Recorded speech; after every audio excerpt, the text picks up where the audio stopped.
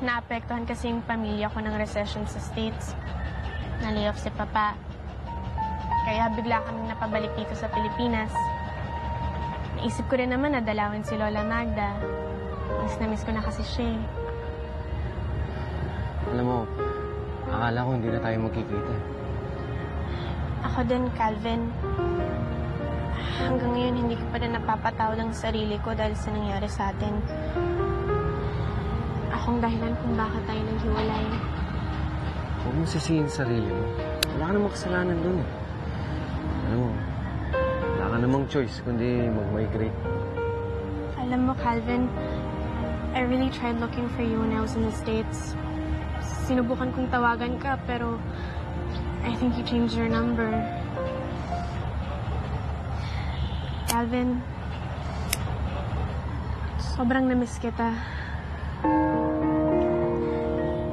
It's really nice to see you again.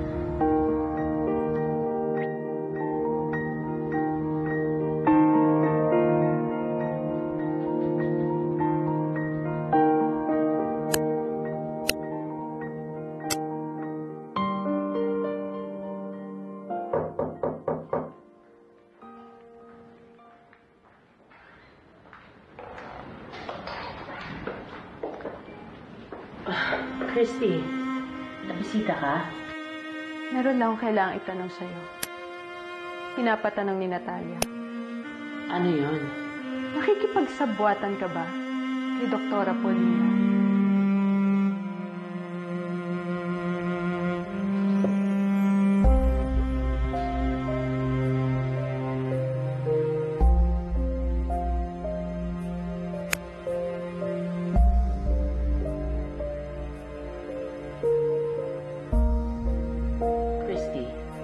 Hindi totoong binibintang mo sa akin. Bakit ko naman ilalagay ang buhay ko sa peligro? Alam naming nakipag-ugnayan ka kay Paulina. Ba't di ka makasagot? Dahil totoo ang sinasabi ko? Akala namin nung una, mabuti kang tao na yung...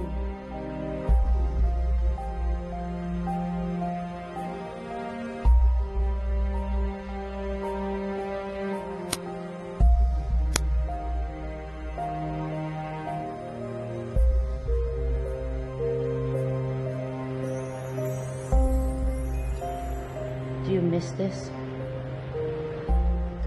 Yan ba gusto mong maramdaman ko? Kung bakit mo pinasara ang restaurant nito?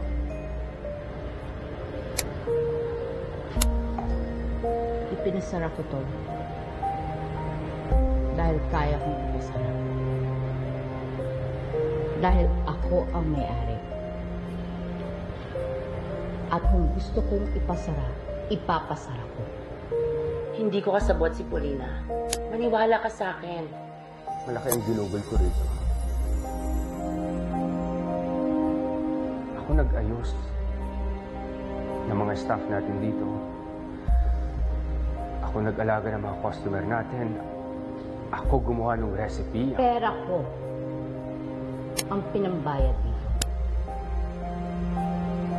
Pera ko rin ang dahilan kung bakit ka nakatapos ng pag-aaral ng pagiging chef mo. At pera ko din ang sumusustento sa'yo. You're nothing without me. Pero alam mong walang kasalanan si Natalia. Bakit pa siya dinidemanda? Kung wala kang sabwatan ni Paulina, pera lang ba ang gusto mo? Mabuti pa papuntahin na natin dito si Atty. Topacio. Si Atty. Topacio? May sabwatan din ba kayo? Sabwatan? Lawyer namin siya, siyang dumidepensa sa amin. Sabwatan ba yon? Si Atty. Topacio at si Paulina ay magkaibigan.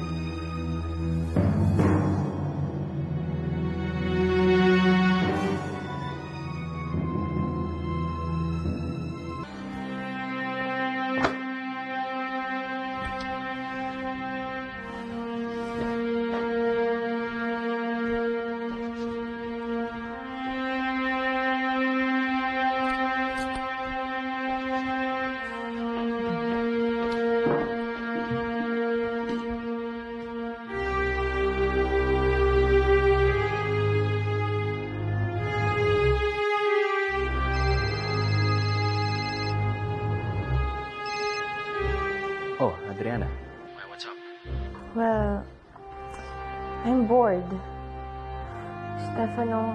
Tara, magkita naman tayo. Stefano? Sige na, please. Sige. Nasaan ka ba? Natalia, I got your text. I know now about Noemi's and Paulina's scheme. Don't worry, I'll be there in 1 hour. I'll be safe. Yeah, okay.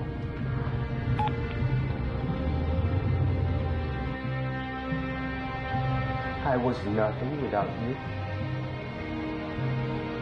Kaya mo kayang sabihin yan dahil kinulong mo ko sa mga kasinungalingan mo. Pwede ba pakinggan mo sarili mo, Paulina? Ganyan ka pa talaga magmahal?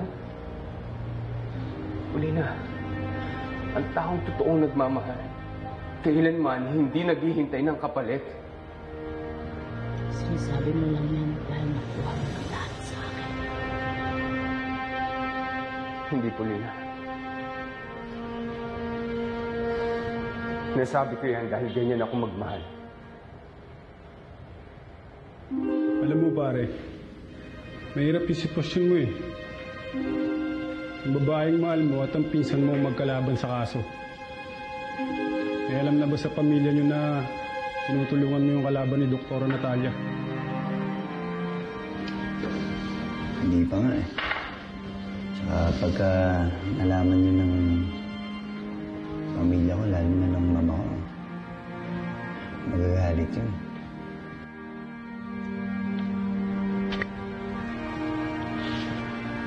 I thought you came here to make an agreement. So ito ang offer ko sa'yo.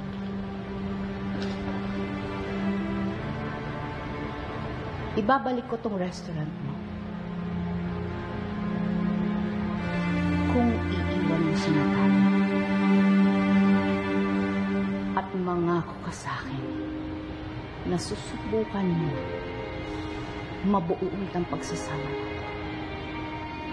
Kaya nga hanggang ngayon, kinukumbinsi ko pa rin si Naomi na iurong na lang yung kaso kay Natalia eh.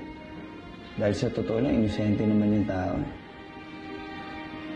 Pero pag ginawa ko naman yun, baka naman naisipin ni Naomi eh. Pinipilit ko siya dahil pinsan ko si Natalia. Mahal ko ang restaurant nito, Paulina. Alam mo yan.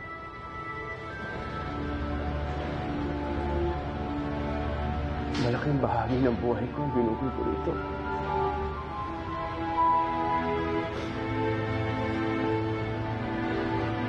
Pero kahit yung kaya ko isakripisyo, alang-alang sa pagmamahal ko kay Natalia.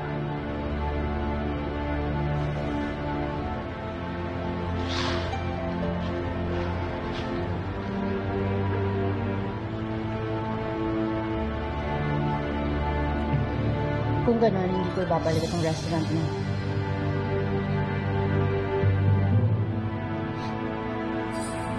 Makakaalis ka na.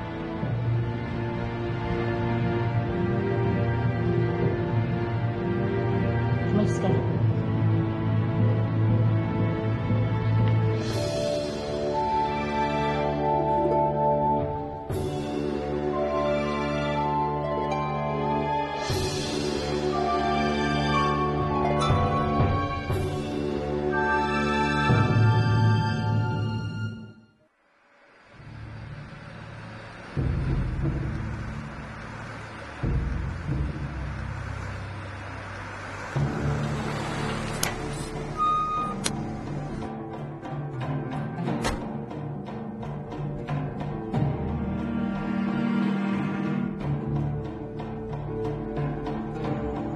Boss, nasundan ko na si Claudia Herrera.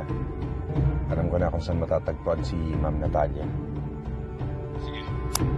I-text mo sa akin na address. At sabayain na ako, papunta na ako dyan. Go ahead with that restraining order.